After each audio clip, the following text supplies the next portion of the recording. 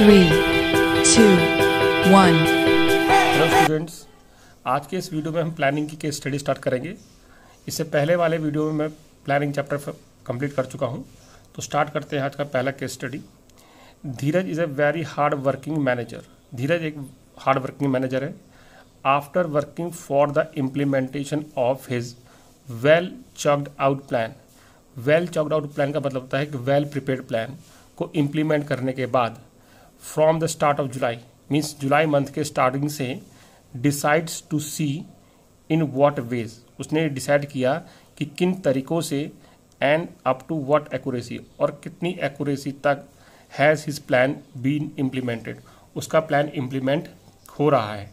अब क्वेश्चन है which step of planning process will be involve by Dheeraj from starting of July. Question है कि planning process के किस स्टेप में धीरज इस समय इन्वॉल्व है, जो कि स्टार्ट ऑफ जुलाई से स्टार्ट है। तो बच्चों यहाँ पर इसका आंसर जाने से पहले आपको प्लानिंग प्रोसेस मालूम होना चाहिए कि प्लानिंग प्रोसेस के अंदर कौन कौन से स्टेप आते हैं। तो आपको मालूम होगा कि प्लानिंग प्रोसेस में पहला स्टेप होता है सेटिंग अप ऑफ ऑब्जेक्टिव, अपने ऑब्जेक्टिव को सेट करना। सेकेंड स्टेप होता है डेवलपिंग प्रीमाइसेस, अपने ऑब्जेक्टिव को अचीव करने के लिए आप अजम्पशंस लेते हैं या फ्यूचर प्रेडिक्शन लेते हैं जिनसे आपका ऑब्जेक्टिव अचीव हो सकता है। थर्ड आपका स्टेप आता है listing of various alternatives, means जो आपने प्रेडिक्शन की है उसको उसके अकॉर्डिंग आप वेरियस अल्टरनेटिव्स लिस्ट आउट करते हैं या बनाते हैं कि हमारे पास कितने तरीके हैं जिनसे हम उस ऑब्जेक्टिव को अचीव कर सकते हैं। जैसे मैंने आपको पिछली वीडियो में बताया था कि आपके अल्टरनेटिव्स क्या क्या हो सकते हैं, कि जैसे कि आपका ऑब्जेक्टिव है सेल को इंक्रीज़ करना, तो आप सेल इंक्रीज़ करने के लिए आपके पास जो डिफरेंट अल्टरनेटिव्स हैं हो सकते हैं वो डिस्काउंट प्रोवाइड करना, increasing advertisement expense, appointing various sales persons, door to door selling, ये आपके वेरियस अल्टरनेटिव्स हैं। फोर्थ स्टेप होता है इवैल्यूएशन ऑफ अल्टरनेटिव, फिर इन अल्टरनेटिव को इवैल्यूएट करना या एनालाइज करना कि कौन से अल्टरनेटिव पॉजिटिव पॉइंट ज़्यादा है, कौन से नेगेटिव पॉइंट ज़्यादा है। फिफ्थ स्टेप आता है आपका selection of best alternative. Six आता है आपका इम्प्लीमेंटेशन ऑफ प्लान, जो आपने प्लान बनाया है उसको इम्प्लीमेंट करना, उसको अपने वर्कर्स तक एम्प्लॉयज़ को कम्युनिकेट करना ताकि वो अच्छी तरीके से काम कर सकें। और लास्ट स्टेप आता है आपका फॉलो अप, कि जो भी आपने प्लान बनाया है उसको आप कंटिन्यूस मॉनिटरिंग करें, देखते रहें कि आपका प्लान आपके अजम्पशन के अकॉर्डिंग चल रहा है या नहीं चल रहा है। तो यहाँ पर जो धीरज है मैनेजर, वो लास्ट स्टेप में ही इन्वॉल्व है, means last step of planning कर रहा है। तो आपका इसका आंसर हो जाएगा फॉलो अप। फॉलो अप, ये आपका आंसर हो गया। सेकंड के स्टडी पे आते हैं बच्चों। A company is manufacturing garments, the manager want to increase profits by purchasing new high speed machines. एक मैन्युफैक्चरिंग कंपनी है जो गारमेंट्स बनाती है, उसका मैनेजर चाहता है कि प्रॉफिट को इंक्रीज करना bye purchasing new high speed machine, नई हाई स्पीड मशीन को खरीद कर, और इंक्रीजिंग सेल प्राइस या सेल प्राइस को इंक्रीज कर कर, और यूजिंग वेस्ट मटेरियल या वेस्ट मटेरियल को यूज़ कर कर इन मैन्युफैक्चरिंग प्रोसेस में। ही डिसाइड्स, अब उसने डिसाइड किया that using waste material is the best solution, कि अगर मैं वेस्ट मटेरियल यूज़ करता हूँ तो वो मेरे लिए बेस्ट सोल्यूशन है। अब क्वेश्चन है identify the concept of management, यहाँ पर कौन सा कंसेप्ट ऑफ मैनेजमेंट इन्वॉल्व है। तो आपको मालूम होना चाहिए कि हमने 5 फंक्शंस पढ़े थे मैनेजमेंट के अंदर, प्लानिंग, ऑर्गेनाइजिंग, स्टाफिंग, डायरेक्टिंग और कंट्रोलिंग। ये आपके 5 फंक्शन थे। दोबारा रिपीट कर रहा हूँ, planning, organising, staffing, directing and controlling. तो यहाँ पर जो मैनेजर है जो इन्वॉल्व है वो किस में इन्वॉल्व है, प्लानिंग कर रहा है कि मैं कौन सा स्टेप या कौन सा ऑप्शन इस्तेमाल करूं जिससे मेरा प्रॉफिट इंक्रीज हो जाए। तो इसका आंसर हो जाएगा बच्चों प्लानिंग, ये इसका आंसर हो गया। हम थर्ड में आते हैं। जो थर्ड केस स्टडी इज अपना घर अ कंपनी, एक कंपनी का नाम है Apna Ghar, dealing in consumer durables, वो कंज्यूमर ड्यूरेबल गुड्स बनाती है, plan to increase the sales of its product, और प्लानिंग कर रही है कि अपने प्रोडक्ट्स की सेल को इंक्रीज करे by 25% around Diwali this year, इस साल की दिवाली तक उसका 25% प्रोडक्ट की सेल इंक्रीज हो जाए। Moreover in order to cash इस चीज़ को भुनाने के लिए on the implementation of 7th पे कमीशन, किस चीज़ को कैश कराना है, मतलब किस चीज़ का मौके का फायदा उठाना है कि इम्प्लीमेंटेशन ऑफ 7th पे कमीशन। 7th पे कमीशन लागू हुआ है बाय दैट टाइम, इस समय तक सरकार के द्वारा, which is likely to raise, और जिससे क्या होगा, the income of 47 lakh serving peoples, 47 lakh लोगों की इनकम रेज होगी, likely to raise the income of 47 lakh serving peoples of the central government, केंद्र सरकार के जो कर्मचारी होते हैं 47 लाख की इनकम रेज होगी, और 52 लाख पेंशनर्स, और जो पेंशनर हैं 52 लाख, उनकी भी इनकम रेज होगी। The company has created 30 advertisement films, company ने 30 एडवर्टीजमेंट फिल्म्स बनाई हैं, which will be aired across 85 national and regional channels, which will be aired मतलब चलाई जाएंगी नेशनल चैनल्स पर या रीजनल चैनल्स पर अंटिल दिवाली तक। अब आपको यहाँ पर एक केस था, अब क्वेश्चन कह रहा है in the context of the above case identified 2 different types of plans, इस केस के अंदर कौन से 2 प्लान्स बनाए गए of Apna Ghar process propose to implement by quoting the lines. अब आपको इसके आंसर में जो डिफरेंट प्लान्स हैं, हमने टाइप्स ऑफ प्लान पढ़े थे बच्चों, ऑब्जेक्टिव, स्ट्रेटेजीज, मेथड्स और प्रोसीजर, ये सारे आपके प्लान्स थे। तो इसमें से आपको प्लान को आइडेंटिफाई करना है, तो कौन सा प्लान इसमें होगा उसमें चेक करेंगे। तो आप देखें यहाँ पर जो अपना घर है वो 25% अपनी सेल्स को इंक्रीज करना चाहता है, तो यहाँ पर ये जो प्लान है वो क्या कहलाएगा, आपका ऑब्जेक्टिव। उसके बाद उसके पास ये केस आया कि 7th पे कमीशन इंप्लीमेंट होने वाला है, जिससे 47 लैक्स और 52 लैक्स पेंशनर की इनकम रेज होगी, और इसके लिए वो क्या कर रहा है, 30 एडवर्टीजमेंट फिल्म्स बना दी है उन्होंने, जो कि रीजनल और नेशनल चैनल्स पर चलाई जाएंगी। तो ये उसकी स्ट्रेटेजी है इस ऑब्जेक्टिव को अचीव करने के लिए। तो ऑब्जेक्टिव यहाँ पर पहला जो प्लान है वो कहलाएगा आपका ऑब्जेक्टिव, और ऑब्जेक्टिव के लिए जो लाइन्स हैं वो क्या क्या हैं कि increasing the sales of it's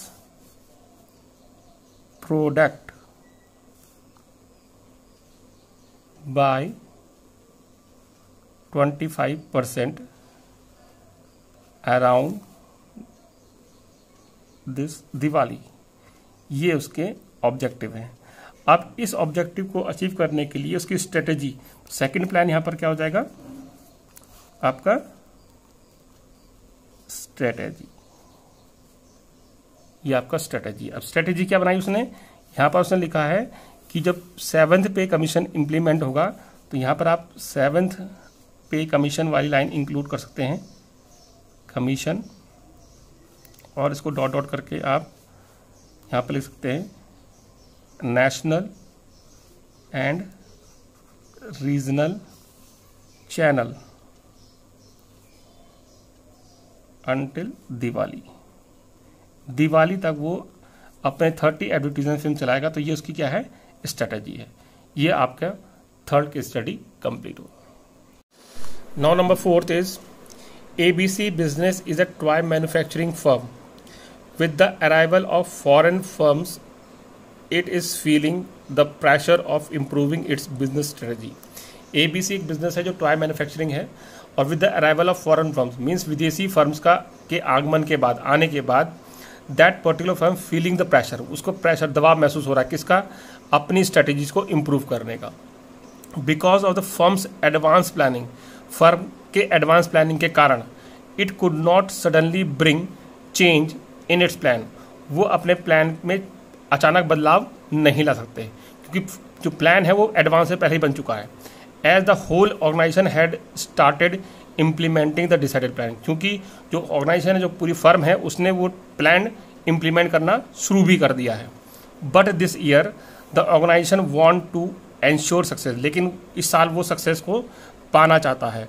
how ever the firm knows that the external environment is changeable and continues to vary in a fast manner, लेकिन वो फिर भी ये जानता है कि जो एक्सटर्नल एनवायरमेंट है फर्म का, हमने बिजनेस एनवायरनमेंट के अंदर 2 एनवायरनमेंट पढ़े थे, इंटरनल और एक्सटर्नल। तो इंटरनल एनवायरनमेंट पे तो हमारा कंट्रोल होता है, मीन्स फर्म का कंट्रोल होता है, लेकिन एक्सटर्नल एनवायरनमेंट पे कंट्रोल नहीं होता है। और वही एक्सटर्नल एनवायरनमेंट क्या है, चेंजेबल है, बदलता रहता है, and continues to vary in the fast manner, और जल्दी जल्दी लगातार वो फास्ट जल्दी तरीके से वो बदलता भी है। The organisation want to prepare in advance for a better future. Organisation चाहता है कि वो पहले से ही बेटर प्रिपेयर फ्यूचर के लिए वो प्रिपरेशन करना शुरू कर दे। It has decided to allocate a portion of its budget specifically, इसलिए उसने डिसाइड करा कि वो अपने बजट का एक portion specifically for the proper planning के लिए ही वो इंश्योर करेगा बजट का हिस्सा। As it knows there are going to be expense, क्योंकि वो जानता है कि प्लानिंग में कौन से एक्सपेंस होने, जैसे कि एक्सपर्ट फीस, जो हम एक्सपर्ट पर्सन को अपॉइंट करेंगे उसको फीस देनी पड़ेगी, सर्वे चार्जेस, तो ये चार्जेस होने हैं, इसके लिए उसको बहुत सा पैसा खर्च भी करना है। अब बच्चों क्वेश्चन है, which limitation of planning highlighted in the above case.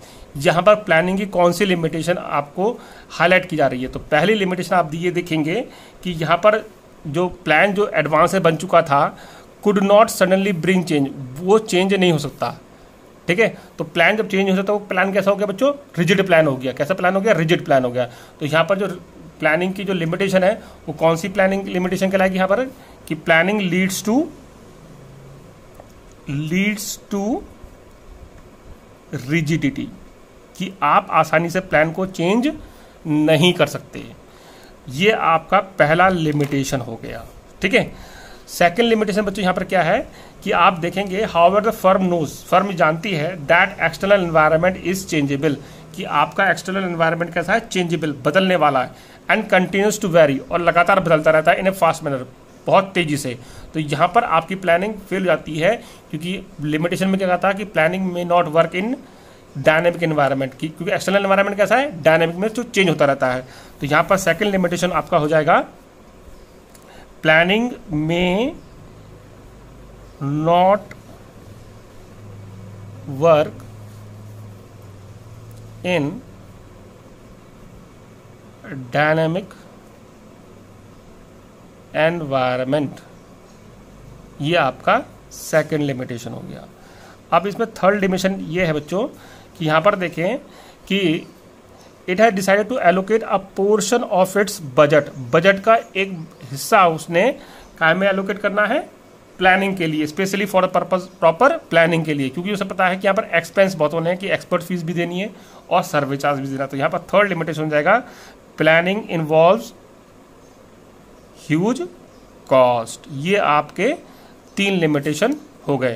तो ये आपके 3 लिमिटेशन हमने यहाँ पर हाईलाइट कर दिए। These are the 3 limitations. ठीक है, अब आपका लास्ट, आपका 5th है आज का, कि identify the types of plan. यहाँ पर आपको डिफरेंट केस दिए जाएंगे जिसमें आपको उनके प्लान्स को आइडेंटिफाई करना है। Identify the types of plan. जैसे कि पहला है, Ramesh is a senior middle level manager, he is busy in allocating resources. अब वो बिजी है कि वो रिसोर्सेज को एलोकेट कर रहा है टू हिज स्टाफ, अपने स्टाफ को, मीन्स पैसा दे रहा होगा, कुछ मशीन्स वगैरह बांट रहा होगा। He has also finalise the objective, उसने ऑब्जेक्टिव भी फाइनलाइज कर लिए हैं, and decided the course of action, और वो कोर्स ऑफ एक्शन भी डिसाइड कर चुका है टू बी फॉलोड, जो कि फॉलोड होना है। He is expecting energy in his staff for the whole season, but he will have to be cautious. वो ये चाहता है कि जो स्टाफ है वो हमारा फुल एनर्जी के साथ काम करे, but he will have to be cautious, और उसे कॉशियस भी रहना है।